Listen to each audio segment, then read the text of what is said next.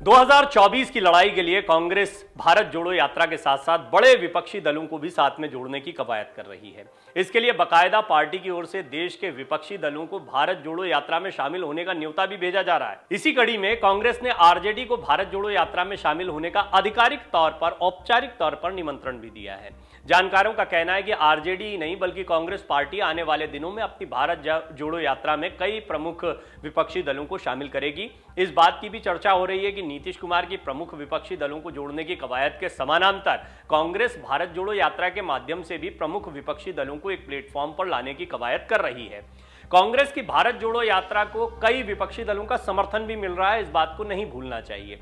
Media reports के मुताबिक कांग्रेस के बिहार प्रभारी भक्त चरण दास के नेतृत्व में नेताओं का एक प्रतिनिधिमंडल राष्ट्रीय जनता दल के राष्ट्रीय अध्यक्ष लालू प्रसाद यादव और उनके बेटे बिहार के उप मुख्यमंत्री तेजस्वी यादव से मिल चुका है।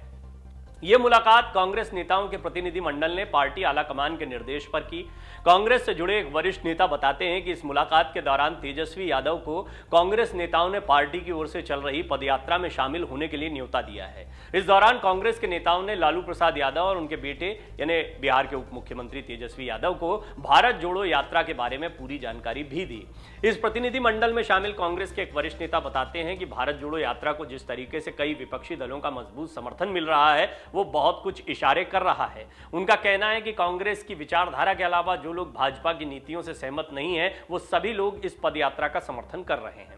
राजनीतिक जानकारों का कहना है कि सिर्फ आरजेडी ही नहीं बल्कि देश के अन्य प्रमुख विपक्षी दलों को भी पार्टी की ओर से ऐसा ही न्योता भेजा जा रहा है। सूत्रों का कहना है कि कांग्रेस पार्टी भारत जोड़ो अभियान के माध्यम से सभी विपक्षी दलों का एक बड़ा मंच बनाकर 2024 के लोकसभा चुनाव में भाजपा को टक्कर देने के लिए मंच तैयार कर रही है। सूत्रों का यह भी कहना है कि आने वाले दिनों में प्रदेश के अलग अलग राज्यों की प्रमुख विपक्षी पार्टियां जो कांग्रेस की विचारधाराओं से मेल खाती हैं वो सभी कांग्रेस की इस यात्रा में शामिल होंगी। कांग्रेस की ओर से तैयारियां पूरी कर ली गई हैं। योजना के मुताबिक जैसे जैसे यात्रा आगे बढ़ती जाएगी कांग्रेस का प्रतिनिधिमंडल अलग अलग राज्यों के अलग अलग राजनीतिक दलों से मिलकर उन्हें यात्रा में शामिल होने का न्योता देता रहेगा। वोट बैंक और जनाधार बढ़ाने का ये एक बहुत ही कारगर तरीका दिखाई पड़ता है और इससे फायदा भी होगा, ऐसा राजनीतिक विश्लेषकों का मानना है। तमाम विश्लेषक कहते हैं कि कांग्रेस के इस कदम को नीतीश कुमार के विपक्षी दलों को जोड़ने वाले कदम से आगे का बताया जाए तो गलत नहीं होगा। राजनीतिक विश्लेषकों का यह भी कहना है कि जिस तरीके से नीतीश कुमार देश में सभी विपक्षी दलों को एक साथ जोड़कर एक बड़ा सामूहिक मंच बना रहे हैं, ठीक वैसे ही कांग्रेस भी भारत जोड़ो यात्रा के माध्यम से जनता में अच्छी पैठ बनाने की कोशिश कर रही है। यह नहीं भूलना चाहिए कि नीतीश कुमार खुद सबसे पहले राहुल गांधी से मुलाकात कर चुके हैं जब वो विपक्षी एकता की बात कर रहे थे। उन्होंने पहले ही कहा, या उनकी पार्टी ने कम से कम ये कहा, जनता दल यूनाइटेड ने आधिकारिक तौर पर कहा, केसी त्यागी कह चुके हैं कि कांग्रेस को बाहर रखकर कोई मोर्चा नहीं बनाया जा सकता। यानी जेडीयू खुद भी कांग्रेस को साथ में रखने के पक्ष में है, लेकिन कांग्रेस ने इस पर कुछ भी नहीं कहा है। कांग्रेस ये आज भी जानती है कि वो शीर्ष में है, केंद्र में है और वो चाहती है कि कोई मोर्चा तैयार हो तो राहुल गांधी नेतृत्व करते दिखाई दें। पहले तो राहुल गांधी को अपनी पार्टी में नेतृत्व करने के लिए जो चुनौतियां हैं उसको दूर करना है और उसके बाद में वो चाहते हैं कि जितने विपक्षी दल पहले जैसे यूपीए के साथ में जुड़े थे इस तरह अगर कोई नए समीकरण बनते हैं तो तमाम ऐसे दल जो अभी तक कांग्रेस का विरोध भी करते दिखाई दे रहे हैं, समझ लीजिए उसको भी कि ममता बनर्जी, अरविंद केजरीवाल, केसीआर, ये ऐसे चेहरे हैं जो बड़ी ताकत रखते हैं और बीजेपी के खिलाफ लड़ाई में तो ये बहुत ही मुखर रूप से अभी देखने को मिल रहे हैं। पश्चिम बंगाल में ममता बनर्जी, गुजरात में, पंजाब में, दिल्ली में, हरियाणा में अरविंद केजरीवाल, तो केसीआर तेलंगाना में, ये वो राजनीतिक दल हैं जो कि बीजेपी को कड़ी टक्कर दे सकते हैं यदि संयुक्त रूप से कोई मोर्चा बने और कांग्रेस उसके केंद्र में रहे। क्योंकि कांग्रेस जिस तरह से भारत जोड़ो यात्रा निकाल रही है, दक्षिण में जिस तरह राज्यों को जोड़ रखा है या जिस तरह से उनके कार्यकर्ता पूरे देश भर में फैले हुए हैं, वो एक बड़ी ताकत कांग्रेस को दे सकते हैं। ये कांग्रेस के रिवाइवल के लिए बड़ा कदम हो सकता है। साथ ही साथ बीजेपी को टक्कर देने की जो कोशिश विपक्ष की है 2024 के लोकसभा चुनाव में, उसके लिहाज से भी एक महत्वपूर्ण कदम माना जा रहा है। राजनीतिक विश्लेषक ये भी कहते हैं कि जब तक यह आधिकारिक रूप से घोषित ना हो जाए कि जेडीयू की ओर से सभी विपक्षी दलों को जोड़ने के प्रयास में कांग्रेस भी उसी मंच पर पहुंची है, तब तक भारत जोड़ो यात्रा और कांग्रेस की इस नीति को अलग नजरिए से ही देखना चाहिए।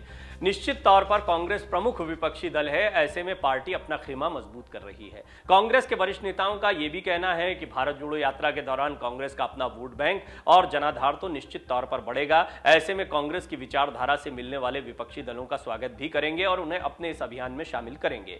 राजनीतिक विश्लेषकों का कहना है कि इस लिहाज से यह कहना भी थोड़ा मुश्किल होगा कि नीतीश कुमार की ओर से बनाए जाने वाले विपक्षी दलों के सामूहिक मंच पर कांग्रेस शामिल ही होगी। उनका कहना है कि कांग्रेस जिस तरीके से मेहनत कर रही है, ऐसे में वो दूसरी पार्टियों को आसानी से अपनी पार्टी के ऊपर हावी नहीं होने देगी। यही वजह है कि कांग्रेस भारत जोड़ो यात्रा के दौरान विपक्षी दलों को अपनी यात्रा में शामिल करने का न्योता दे रही है, ताकि कांग्रेस अपने साथ बड़े विपक्षी दलों को जोड़कर 2024 के चुनाव में मजबूती से मैदान में उतर सके।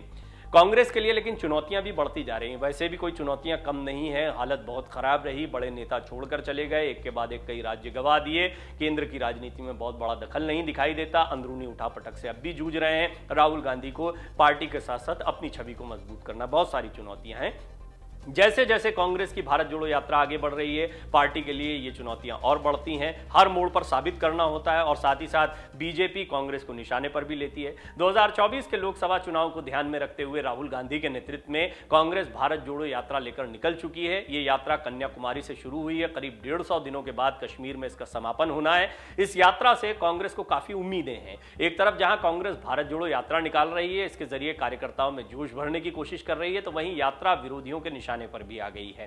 कांग्रेस ने पार्टी के जमीनी स्तर पर संपर्क को मजबूत करने के उद्देश्य से भारत जोड़ो यात्रा की शुरुआत की थी। 7 सितंबर को शुरू हुई ये यात्रा 5 महीने की अवधि में कन्याकुमारी से कश्मीर तक 3570 किलोमीटर की दूरी तय करेगी। इस यात्रा से कांग्रेस को काफी उम्मीदें हैं और अगर शुरुआती तौर पर देखा जाए, हालांकि ये बहुत बड़ी सफलता नहीं है, लेकिन फिर भी जिस तरह से राहुल गांधी चर्चा में आए, या बाबा रामदेव के उस बयान को ध्यान रखिए, उन्होंने तंज के लहजे में कहा, लेकिन बड़ा महत्वपूर्ण बयान है कि जिन्हें कुछ दिनों पहले तक मीडिया पूछ नहीं रहा था, वो राहुल गांधी नेशनल मीडिया में चर्चा में छाए हुए हैं। ये बहुत महत्वपूर्ण बयान है और ये बात सही है कि राहुल गांधी इससे चर्चा में आए हैं। राहुल गांधी उस स्ट्रैटेजी को समझ रहे हैं जो अभी तक बीजेपी की तरफ से, अरविंद केजरीवाल की तरफ से देखने को मिलती थी, यानी सोशल मीडिया का इस्तेमाल, छोटे छोटे लम्हों का इस्तेमाल।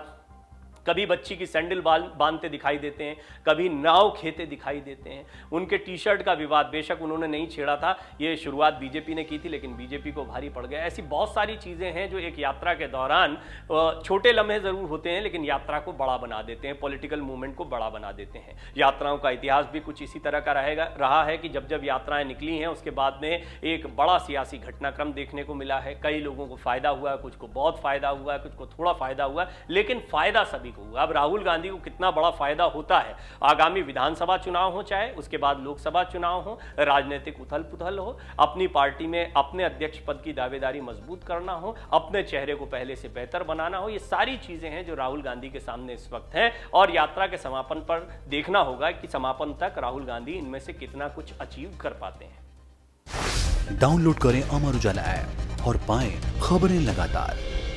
अगर आप ये वीडियो YouTube पर देख रहे हैं तो हमारे चैनल को सब्सक्राइब करें और बेल आइकन को दबाना ना भूलें। अगर आप Facebook पर ये वीडियो देख रहे हैं तो हमारे पेज को लाइक करें।